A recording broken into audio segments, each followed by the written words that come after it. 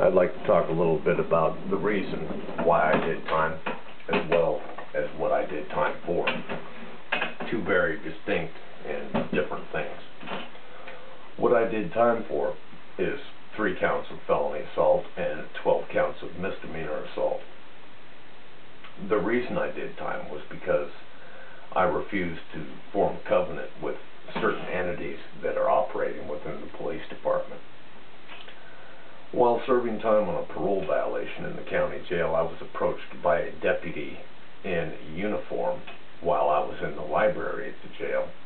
And the reason they approached me at the library is because there's a television camera in there and they could have some form of record. What he told me was that I needed to form a covenant with somebody, as if I didn't know who or what I were already loyal to. After this incident, transport procedures and security measures were drastically altered during transport from the jail to the courthouse for hearings, court proceedings. During transport from the jail, I was handcuffed, belly chained, and then a tether cord was ran from my belly chain to a pregnant girl, a very pregnant girl who was also handcuffed and belly chained. The chains around our waists were bound by this tether cord. We were marched out into the sally port of the county jail and instructed to face the blue door and stand in a white box, which is a rectangular white box painted on the floor. The blue door is simply the garage to the sally port. It was physically impossible for me to turn and face the blue door due to the position that this girl and I stood in within the white box and the placing of the cord between our belly chains. And during this transport, the trainee, rather large male, around 6'3", 280 pounds, retrieved his weapons from a weapons storage locker. And during this time, the senior deputy in charge of the transport kept us under surveillance.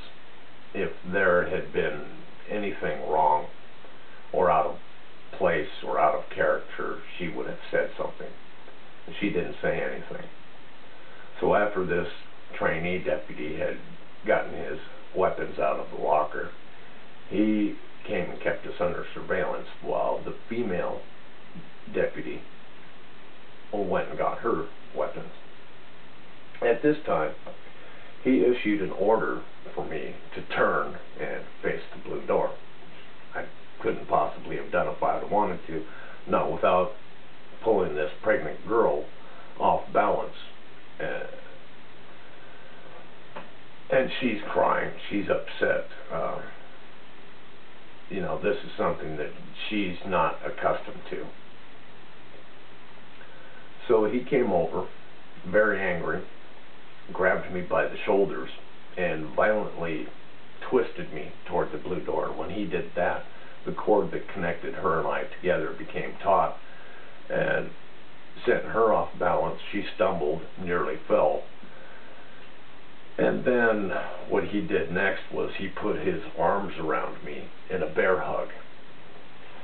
And this is a fairly uncomfortable position to be in unless you're gay or you're wrestling with somebody. Even if you're wrestling with somebody, it's a pretty uncomfortable position to be in. Definitely not part of their policy or procedure as far as I know. So what I did, was natural reaction, was to deliver a toe tap into his groin area, commonly known as a dancer's kick. This broke his hold on me and he stumbled back a few steps. As soon as he regained his breath, he was right back on top of me. He grabbed me by the shoulders, pulled me down onto this concrete floor, and when he did that, he pulled this pregnant girl in handcuffs and belly chains down onto the concrete floor as well. If you've never seen a pregnant girl in handcuffs and belly chains, pulled down onto a concrete floor, bounced off of a concrete floor, I can guarantee you for a fact that they do bounce. It's something that once you witness, you don't forget. After watching her being bounced off that floor, I took one look in his face, and it was a natural, intrinsic reaction simply to spit into that face. Right after that, another female deputy came from out of the jail and detached the cord that bound us together, me and this pregnant girl. We were taken to court without further incident that day, and it was obvious that it wasn't I who was acting improperly. After this incident, a series of fallacious transports were fabricated in order to produce evidence that I was dangerous to transport. And we went round and round and round and round. And ultimately, I was tried in absentia without representation and sentenced beyond statutory maximums. A new law was fabricated for me specifically, and I was the first person convicted under this law to make it a felony to spit in a correctional officer's face, simply so I could do as much time as possible, and I did 3 months shy of 8 years. Under the pretense that I stood up for what was right, I don't regret having done the time.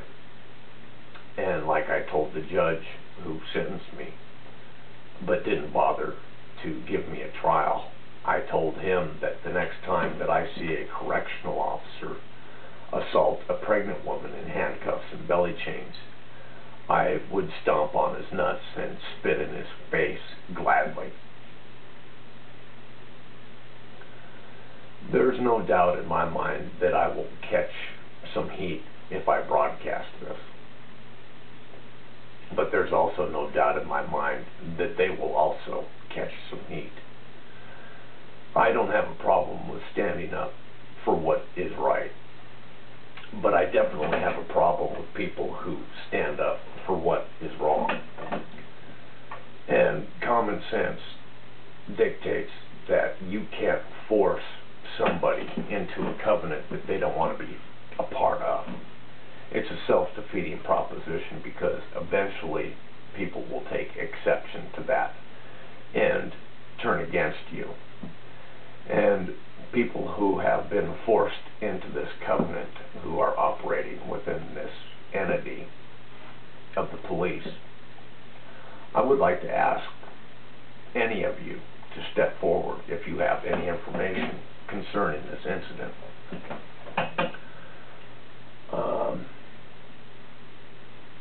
If somebody wants to take it a step further, I don't have a problem with that either, because there have been several attempts made over the years, and